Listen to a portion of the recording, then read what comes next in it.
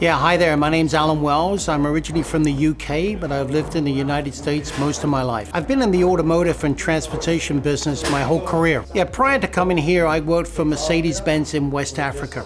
Now, I've never had any experience with PDR, and I have to say it's very interesting, it's very creative, and it's very art-like. So you feel like you're actually creating something from an error in the bodywork. So very interesting. Training's been very good. It's some of the training we've done, you start off with the basic fundamentals, which are very, very important, and then you ramp up into correcting dents in doors, hoods, bonnets, roofs.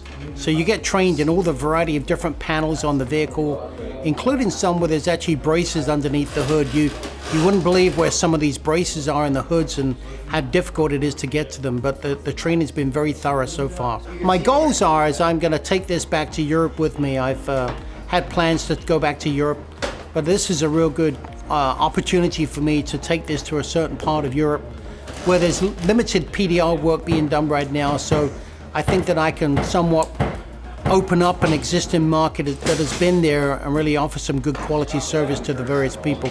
I want to say thanks to all the whole Dinking team, from Todd, Blake, James, Sal, Oleg, Cameron.